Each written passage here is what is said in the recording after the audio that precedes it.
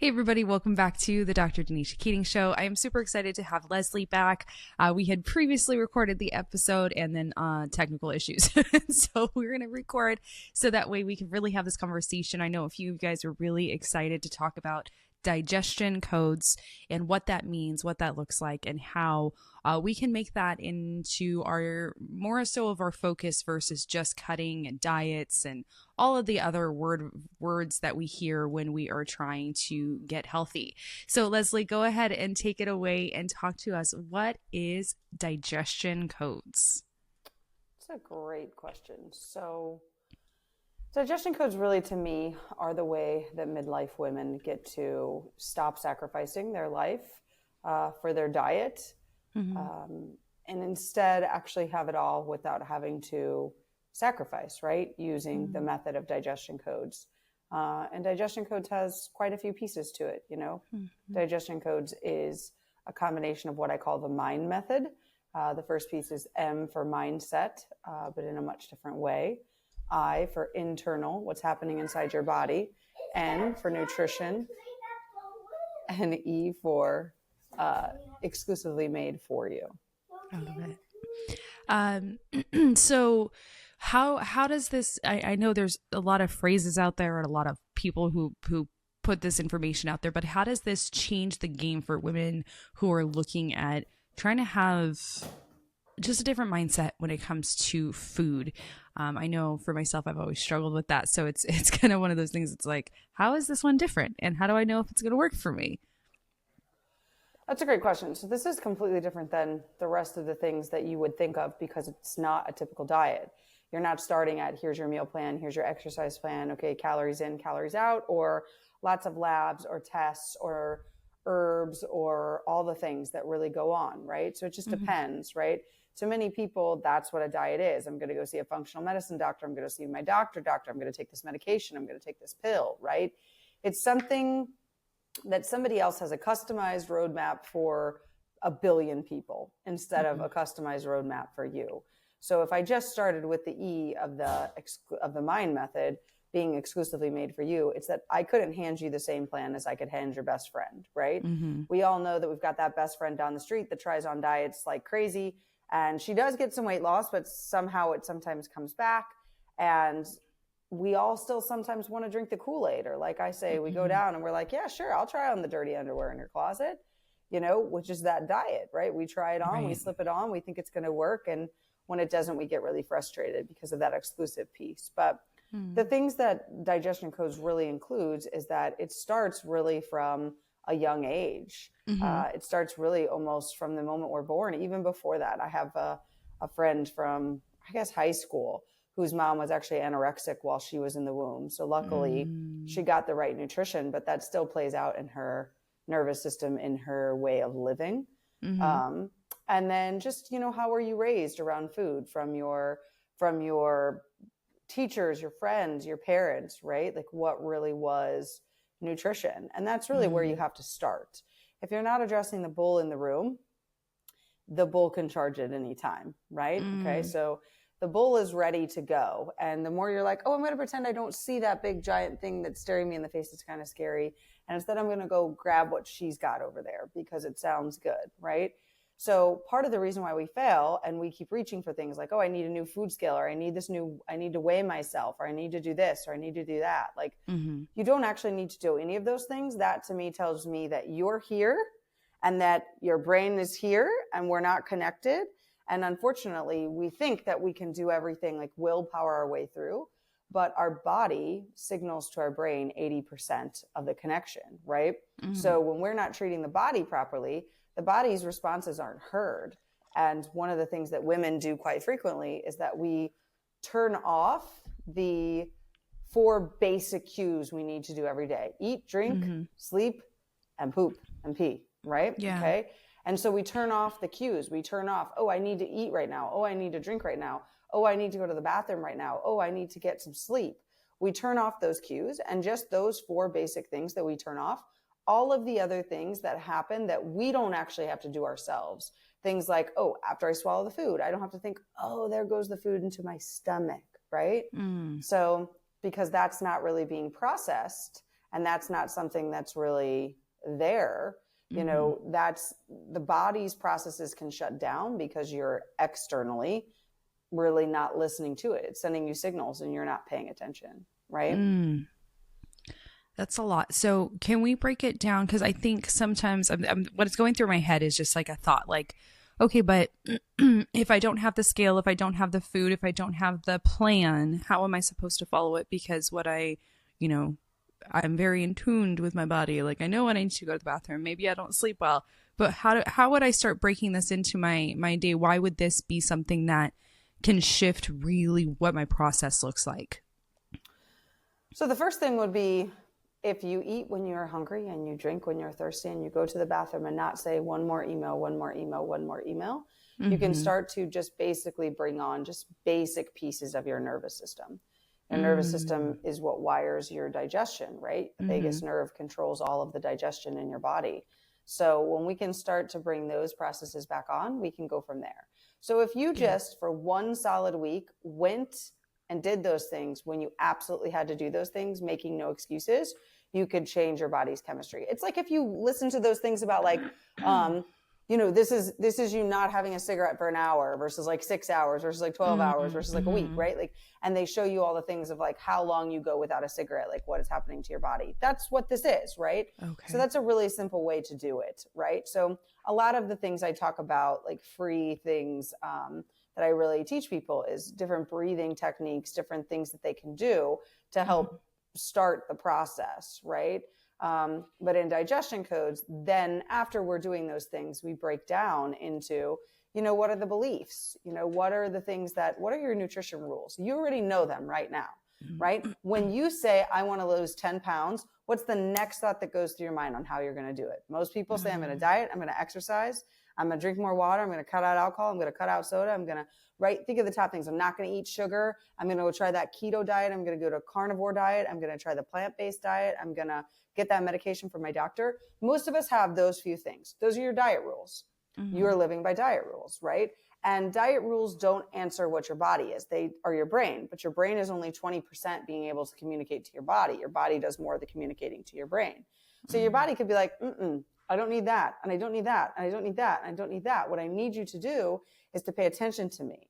The reason why you're bloated, the reason why you're fatigued, the reason why this is happening is because you're not listening here. So that's where you get into the internal process, right? Which is, how were you wired? That's where, you know, I use things like human design. I use astrology. I use more somatic work where you're uncovering what your body's been telling you all these years, which is not go pick another diet off the shelf. It's always been, listen to me help you, right? Yeah. So you said some things and I was like, well, what if my body's telling me I want chocolate? What if my body's telling me that I want that extra donut? What if my body's telling me I want to overeat? Because I think sometimes we go to that extreme where we're just like, well, that's not going to work. So I think that's more of a mindset shift of just like, you've never tried listening to your body, but then you bring up things like, okay, are you listening to your body when it says it's tired, when it needs to go to the bathroom and it needs to drink water? And it's like, well, no, it's like, okay, that's where we have to start first before we can even kind of go further to the food aspect. So if someone is listening and going, well, I want, my body says it wants all this chocolate and all of this, like to overeat and to like, it's my body attacking me. What can we walk through first? Like they say that they're listening to their sleep. When they're tired, they go to sleep. When they're thirsty, they drink and they go to the bathroom when they need to. What would be the first thing that they could start with if they're struggling with that? Great question. So this is where people go to like something like intuitive eating, where it's like, oh, hey, I'm just going to eat everything I want when I want. I disagree. So I believe intuitive eating is helpful for certain people, but for others it isn't. I'm sorry. I love chocolate. I will eat it every single day. I have no problem with it. I've done all the things, right?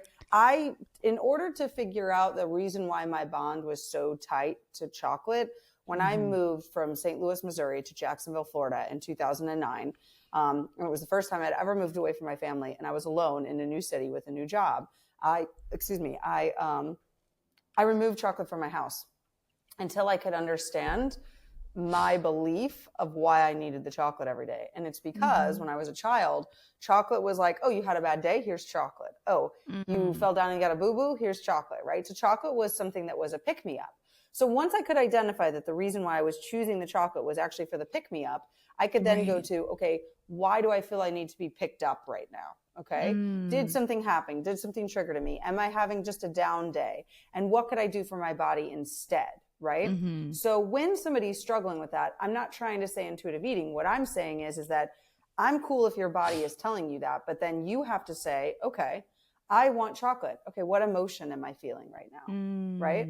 What emotion am I? If you can say, I know when I have a bad day, I want chocolate, or I want chips and queso, or I want 7 margaritas, or I want whatever.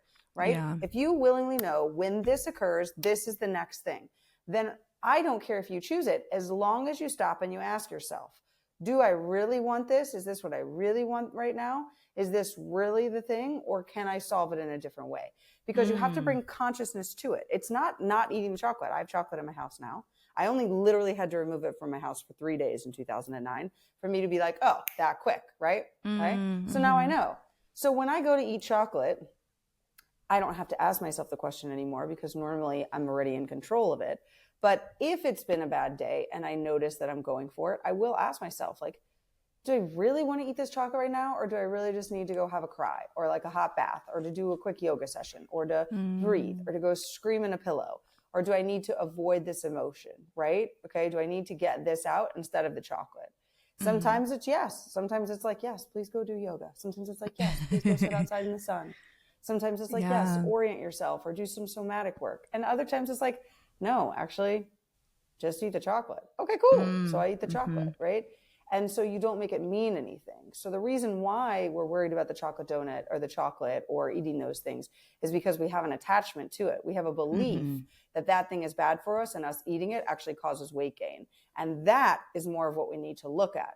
It's not that you want to stop eating the chocolate. It's that you want to be in control of the chocolate, but the emotion is still controlling you.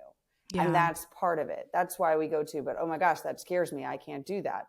Right. Because if I told you tomorrow you couldn't have any of the bad foods that you're calling bad foods ever again, it would be an even bigger bowl in the China shop, right? You would be like, all I can see is all the foods I can't eat. Look at that sign and look at that sign. Look at that sign, right? It's like when you are thinking about buying a new car and then all of a sudden the car that you want is everywhere. You're like, oh my gosh, everybody has this car. Right. How is that possible? Right. Only because you geared your brain towards it. So if trying to think through some of the comebacks that I've heard a lot recently and even said to myself, and I think one of the biggest ones I hear kind of repeatedly, and just any type of aspect of when we don't feel in control, we say like, well, I don't have any control over this, so I'm just going to do whatever, and I just don't care. But then we do care. Like it makes it feel worse and more heavy. So what can we share with someone who may be experiencing that? Like, I just don't, they say they don't care, but we know that they do. And it's kind of like, well, I don't have any control of anything. And so it's more of like the bull's going crazy in the China shop now. How do we start to combat that mindset to say like, why is this worth not having control over, but understanding and being able to speak into? Because I think that's what you're saying. Not like you can get control over this, but more of like you can release this. So where would we start with that mindset of like, I have no control over anything. Why bother? Why care? So when we do that, when we say I have no control over anything, why bother? Why care? We're throwing a 4-year-old temper tantrum in the way that we knew we were powerless, right? So people think that temper tantrums are always screaming, yelling, kicking, fighting, but other children have other temper tantrums of, oh, I know that look from my mom or my dad, and so I will submit and go powerless. Even though I really want this, I know what happens if I fight, right? So that goes back to the mindset piece. When somebody tells me that, like, I just want to give up, I don't want to do this, or like, I'm powerless, I've tried everything, My thought process is that we're having a 4-year-old temper tantrum, which is okay. We all do. Adults do. Like, I love Mel Robbins' books, The Let Them Theory, where she literally said most of us are 8-year-olds trapped in a human adult body, and we all throw temper tantrums. Like, it's not, you're not supposed to throw a temper tantrum. Okay. Like, we're supposed to have it. You're supposed to yell. You're supposed to cry. You're supposed to get frustrated. You're supposed to feel powerless. That's not it at all. It's that once you have it, you can be like, oh, wow. Like, where did this come from? Like, and just even ask your brain, like, show me what this is about, you know? And a lot of times you can have more thoughts on that. I learned from a man named Jim Fortin that was like, you know how people, like, when you forget somebody's name, you're like, oh my gosh, what was her name? What was her name? What was her name? What was her name? And you don't remember it until like later on in the middle when you're brushing your teeth or something, and then it comes to you. And you're like, oh, that was her name. All you have to do to your subconscious mind is say, okay, go and recall that person's name and distract yourself, and it'll come much faster because your subconscious mind already has the answer. But when you beg it for it, your subconscious mind doesn't just pop it up to you.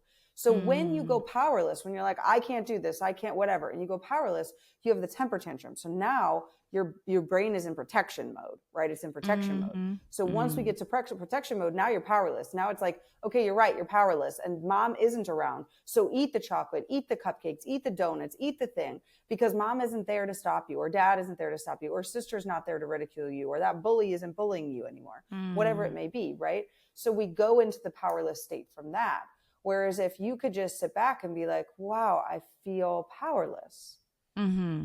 Okay, after listening to this episode, I realized I'm having a 4-year-old temper tantrum of like, I feel powerless. Then just stop and say to your brain, how can I change this? Right?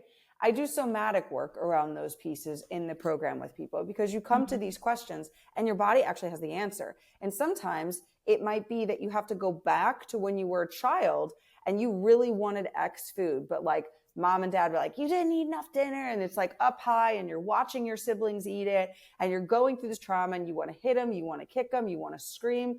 But you know that when you do that, then you lose TV on top of it, and you can't hang out with friends for a week. So you've gathered this in this little bit of time. So you stop fully wanting to do all those things, but you're not allowed to express it. And if you could express that in that moment, then you're no longer rendered powerless. Yeah. And that's what really helps people to move on top of this. It's getting their blueprint, right? Their actual DNA blueprint of what they need to eat through the internal piece, and then releasing all the layers of bricks and things that we put on top of rules and things to obey our parents or friends or relatives or family or diets or whatever. If someone experienced like scarcity of food growing up, or neglect, or not like days of not eating, what would be some of the things that they could tell themselves? Because I think that that's a little bit different than more so punishment. Like, if you don't eat all the food on your plate, like blah blah blah, but this is more of like, there wasn't enough food, so now they have a food insecurity, or they are experiencing that in adulthood of like, well, if I don't get enough now, I won't have enough later, even though they do. How can they start to break that cycle? That's a really interesting way to do it. So scarcity of food, truthfully, is that you kind of probably most likely have to go back into abundance and beliefs. But what I want to say is that it needs to start with what happened on the days you didn't have food, right? So you could start with somatic experiencing of going back to the days that you didn't have food and how you felt, and the hunger in your body, and how you just maybe wanted to cry, how you considered eating other things. But also that release almost of experiencing the opposite. It's of what I have people do when that was there is another small technique is every time you go to the refrigerator and it's just full, you're just like, I'm so grateful that it's full. Like, I know it's full. And I know that when it runs out, I get to go to the grocery store and I get to get food because I have the ability to pay for this now. And I have the ability to fill my refrigerator, and I have the ability to have this because I know that. So while I might get up there, I can be here. Now, in the moment where food was scarce, and let's say you got triggered into like, food is scarce for whatever reason, you're having some sort of experience where Maybe you're a mom and you've got 2 kids that aren't eating your dinner, and you're like, God, you should just be grateful you have dinner. There were times I didn't have dinner. Like, just be grateful, just eat it. Who cares? Just eat it, right? And so now you're getting triggered and you want to start doing that. One of the best things to do, and which everybody can do while listening, is just, whether you're sitting or standing right now, or even laying down, maybe you're laying down, I want you to feel your feet or your butt or your body in connection with your environment. That's all you have to do. The first step is just, okay, I feel my feet on the floor. I feel my butt in this chair. I feel my body laying down. I'm connected to my environment. I'm here. I'm not there. I'm not there. I'm not in the past. I get it. I'm mad at my children, or I'm mad at whatever as I'm sitting at the dinner table. But if I can just take a second and be like, this is me, my body connected to the environment, I'm safe, I'm okay, you can come back and have a different response. Does that make sense? Yeah, it does. And I'm also thinking through, I know there's a few people who are listening who are more so, it's not a like, oh my gosh, my kid's not eating, I'm so mad they're not eating, but more of like, oh my God, they're not eating. So what if, for example, Child Protective Services come in because they didn't eat? And it's like that same method works, because it's like, look, we're fine. That they're just a toddler. They're just having moments where they don't want everything. That's how it works. Sometimes is that toddlers will pull back on what they eat, and that's okay. Sometimes they will survive off of nuggets and juice boxes, and that's okay. But you're not going to have to worry about CPS coming in, because that's just not the situation with your child and your environment. And I know that's something that I grew up in, and fear that I can see happening over and over again, where there's moments that I'm like, oh my gosh, like we're experiencing something completely normal, but because it was so abnormal in my childhood, I've had to realize and do that connection back. It's like, why is this something I'm fearing right now when that is a totally different situation? So it can get hard. Food, I think, is a sensitive topic for a lot of people. I do think weight is also a hard conversation. I've said that, like, oh, I need to lose weight. And it's like, okay, then I sabotage myself with food.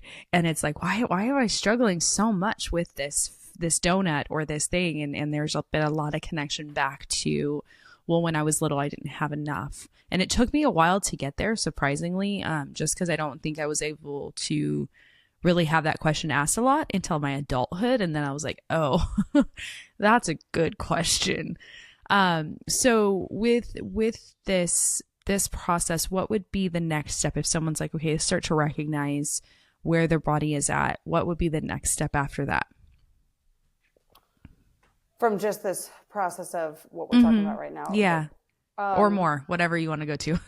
Yeah. I mean, truthfully here, I would say the next thing is that I would seek some sort of, somatic work or talking through psych case, something along those lines, just because this can be really heavy. And if that was something from your childhood that could be playing out today, it's not some of those things. Like, we do need people to help us to work through those things, right? It's not something that, it's not that you can't, it's just that a lot of times when you've had trauma, big T, little t, doesn't really matter. Most of the time you need somebody else with you to process through it, or your body will stop processing, because it can get heavy. It can get scary. There's moments in somatic work that I've had that I'm like, I am just going to cry my eyes out. And I have no idea why, right? Like, I have no idea why. And I really clarify that the somatic work is different. It's not like people are like, okay, my body needs to shake to release the response. I'm not saying that your body won't shake, but it might not have to. And if you're just causing your body to shake with no remembrance of whatever trauma's in your body, you're actually not releasing it. You're just causing your body to shake. It might be releasing something, but it could be something right now. It could be something 20 years ago, but without really connecting it to your brain, you're just shaking. You're not actually helping your body process what's happening, right? And food is emotion, food is friend, food is everything. You say birthday party to a 4-year-old kid and they're like, woo, cake, like, I can't wait to go to the birthday party for cake, Right. And maybe now with Bluey, pass the parcel, but either way, it's one of those things, right? Food is more than just a food. It embarks an emotion. People are like, hey, you want to go get ribs? And if something happened to you the last time you ate ribs, that's brought back up, you know? Yeah. If you want to go eat dinner at a Mexican restaurant, that's amazing. But if you just have broke up with your husband or significant other at a Mexican restaurant, it's got a totally different connotation, you know? Yeah. So most people right now could not tell me what they ate for dinner last Wednesday. Okay. Mm-hmm. But they could tell me what they ate for dinner last Wednesday if they got proposed to. They could remember the whole thing. Right? You probably remember yourself, you know, what did I eat on the night that we got married? What did I eat for breakfast or whenever it occurred? You know, I mean, most of us remember what our food was at our wedding, you know, most of us remember the food that we had last year for our kid's birthday party. And if we don't, I guarantee you the child does. Okay. Yeah.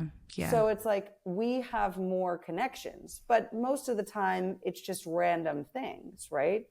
But it really goes down to love, right? Most of us diet. Most of us follow these rules out of hate, out of fear. I can't get fat. I can't get fat. I can't get fat. Oh my God, what if my weight goes up? What if this happens? What if that happens? What if I get these health issues? We are doing everything out of fear, and fear is not love, and our body knows that. And if we're doing these things out of fear, we're not going to get the results that we want. Why? Because our body doesn't like fear. Our body shuts down the vagus nerve. It keeps us small. It stops our body from processing. That's why I say it's a little harder to do on your own and better to do with somebody, because other people can see your signs of fear. We're not trained to see our own sides of fear, because if we saw our fear, then our subconscious brain wouldn't be working properly. Our subconscious brain doesn't want us to know those things because it's doing these processes to keep us safe. We were supposed to go numb and go powerless. So we stay with our parents, right? Because our parents are our safety. And we used to think they were just our food and shelter and things like that. But even Gabor Mate says they're much more, right? We know from research studies that there has to be a certain level of, you know, physical touch, emotional connection, things like that, that have to be in a baby's life and a little kid's life in order for them to survive and thrive. There's a lot there. So how can people reach out to you? And is there anything that you would suggest people like do? I mean, they can prep before they meet with you, but what are some things that they can start doing today that helps them not feel so powerless if they're really struggling with feeling powerless? Yeah. I will send you a link that you can, you know, attach that, it's like a 17-minute somatic exercise that they could go through themselves, and just ask themselves questions and then see, you know, what's kind of happening. And then their body can be their guide, you know. Some people might be like, no, my body is literally saying like, I need to count calories and portion control. Okay, go try it. You know, like, I'm not saying that there's any reason why you can't try the other things. It's just a majority of people have to start in other places in order to be successful. Right. That's why, you know, weight loss is, you know, a $99 trillion industry. Right. But yet people aren't losing so much weight. Right. If it were successful, we wouldn't have such a high number going into that. Right. Yeah. So that's something to pay attention to, but definitely to include that. And then I would also just, if I were you, ask yourself, you know, how much time have I really spent on this subject, right? How much time and energy and effort have I dedicated to my health, to weight loss, to exercise, to all the things? Like if you can add up more than a year and you don't have results, you most likely are in a place where like you just need just a little bit of guidance. Even if it's just like, okay, you're on the right track. It's just that every time you go forward 3 steps, you come backwards 2. So we're not getting far enough along the board, you know? Yeah. Okay. Does that make sense? Yeah. Can I ask one more question? Because I'm thinking of a few people who will be asking this in the comments. So I want to answer it in a video from your perspective. There are times that we go overboard into the working out and the results and the losing weight, and we see results and it's like insane results, but it's unhealthy. It's so bad where it's like they're just super restrictive in what they're eating. They're super restricted. Like they're like, I won't spend that. I'll go get this over here and get it cheaper, but they're losing the weight. They're gaining the muscle, but they're miserable. What advice would you give them with that? Because that's a little bit on the other side. It's kind of the other extreme. Yeah. So typically that's really what the digestion codes helps with, is that you are literally giving up your life for a diet and for your body. And my first thing to everybody is this really what you want for life? You know, is it really that question? Some people can say that. Some people can say, yes, I know that for the rest of my life, I want to extreme workout. I want to control everything I eat. I don't want to go back to any of it. And if you can, and you fully know that that's for you, then good for you. Go do it. You know, but if you're like, well, actually, if I really thought about it, once I get to the size I'm at, I probably will just want to quit. Then you're literally pushing yourself to the edge to get a result. And I can promise you that the slingshot back to the other direction is actually going to be worse for you. That's why people, when we lose weight drastically and through hard means, we don't typically just gain back what we lost, we gain then some, because the body's like, oh, no, you treated me with such disrespect, completely disregarded me. Now all of my signals are going to go to your brain, feed, and I'm going to hold weight. So that way you can't do that to me again. Yeah, I think that's, you know, it's interesting because I've even struggled with that, where it's like, okay, I've lost all the weight, got down, but then that still wasn't satisfying enough. Like I still wanted to lose more.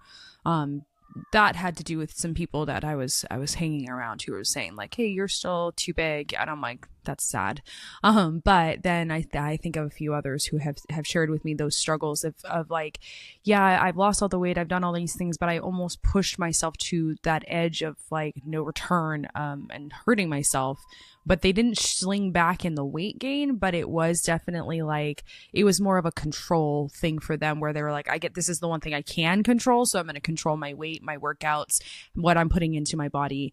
But I think that there was through the conversations that we've had, it's more of just like, but I'm not satisfied. Like I'm not feeling satisfied with my results. Even though they didn't sling back in their weight, they haven't really found relief from that. Still very restrictive. So that, you know, we've just talked about that a lot, where it's just like, yeah, that's a control thing. So it's like working through that is like, why do I feel like I need control over this aspect, over my, you know, I can be healthy, but why do I feel like I have to like beat myself up for something like that? And I think that just comes back to doing that inner work that's going on. True, but that's mindset. You didn't start in the right direction. The goal was to get yourself skinny, and you never started loving yourself before. So if you don't love yourself before and you get the results, you still don't love yourself. It's the body dysmorphia piece. You're looking at yourself, and while other people are like, you look great, you're like, no, I still look like that girl, right? And it doesn't matter, because your brain hasn't changed, because you did something hardcore, crashed, controlled. You didn't deal with what was happening up here. So while the body might look different, this is where the mind gets to play its 20% of like, no, you look terrible. You still suck. Yeah. You need to work on this, right? And so that's why in digestion codes, it's the mind method, because it has to be mind. It has to be internal, the body process. It has to be nutrition made for you, and it has to be exclusive, because your human body is different. That's why we have so many diets and plans and things that just lump you all together. Well, we can't really find anything wrong with your digestion, so you most likely just have IBS. So many women are taught that, and there's so many other things that are actually going on with that instead of something else. So yeah, that's really big. Is there anything else you would like to add before we end? This was really, really good. Always makes me think. I think I would just like to leave it on a happy note that like, you really can do this. You're not broken. You don't need a billion supplements. You don't need to go solve that. It's all internal. It's truly accepting yourself and understanding that you are authentic, and so is your insides, and so is your body, and just honor you. You know, the more you can do that, the closer you'll get to your goal. I love that. Thank you so much for coming back on and sharing with us. You guys, if you have questions, please put them below. Again, this was something that's been so like kind of mind blowing to me, because you don't really consider all of these different things when you're looking at food and weight and self-care and all of the other things. So if you have questions, please leave them below and we will answer them. You guys have a wonderful day. Oh no, it got stuck. Hold on. Why does it do that? Oh, yeah. Sorry, it got stuck. I don't understand why it does that. It's like I was trying to click the button and it